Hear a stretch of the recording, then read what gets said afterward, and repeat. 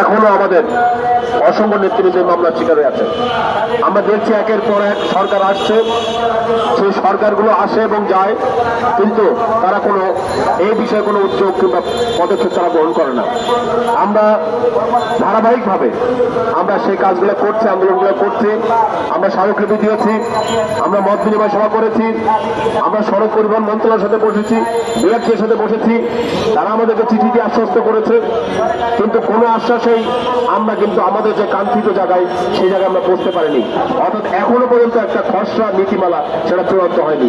সর্বশেষ আপনারা জানেন যে একটা হাসিনা বিরোধী যে ফ্যাসিস্ট আন্দোলন গেল, সেই ফ্যাসিস্টের অভ্যুত্থানে আমাদের রিক্সা শ্রমিকরা প্রায় 24 থেকে 46 জন রিক্সা শ্রমিক তারা জীবন দিয়েছে, তারা অ্যাম্বুলেন্স সার্ভিস দিয়েছে। কিন্তু এত শ্রমিকের আত্মহত্যার মধ্যে দিয়ে যেই অন্তর্বর্তীকালীন সরকারকে আমরা ক্ষমতা পেলাম, তারা এসে উল্টো আমরা দেখলাম অতীতের সরকারের ন্যায় তারাও রাস্তা থেকে আমাদেরকে উচ্ছেদ করা অথবা বিভিন্ন ব্যবসায়িক সিন্ডিকেট বিশেষ গোষ্ঠীকে সুবিধা দেওয়ার জন্য আমরা দেখলাম বিগত সরকার আমলে আকিজ গ্রুপ সহ বিভিন্ন কোম্পানিকে বিশেষ সুবিধা দেওয়ার জন্য সিটি কর্পোরেশনের একজন বিশেষ প্রশাসককে বসিয়ে আমাদের উপর স্টিম রোলার চালানোর সিদ্ধান্ত নেওয়া হলো। তার বিরুদ্ধে আমরা গর্জে উঠলাম, ফুসে উঠলাম, সেখান থেকে তারা পিছপা হটলো।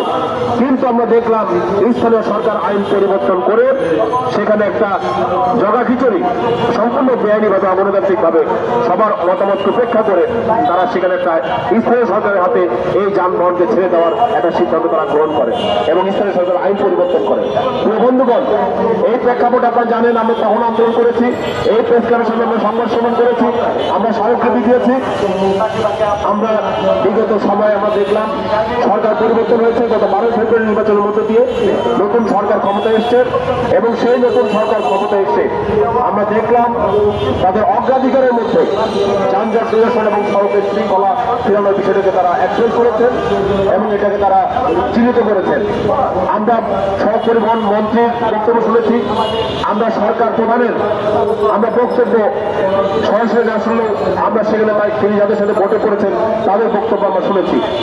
বন্ধুগণ, সংবাদ মাধ্যম বিভিন্ন সূত্র থেকে যে সংবাদ আমরা পাচ্ছি তাতে সরকারের 180 দিনের কর্মসূচিতে আমাদের এই বিষয়টিকে এজেন্ডাভুক্ত করা, সেখানে তারা পদক্ষেপ আমরা আলোচনা শুনছি।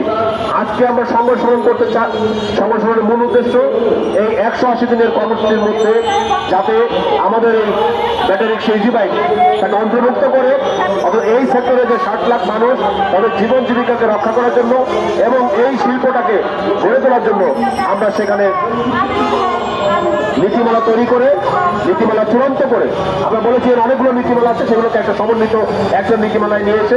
বিআরটির অধীনে আমাদের সারা বাংলাদেশের ব্যাটারি রিক্সা ইজি বাইক সহ যে পরিবহন আছে সেগুলোকে একটা নীতিমালার মধ্যে এনে নিবন্ধন এবং লাইসেন্সের প্রক্রিয়া শুরু করতে হবে।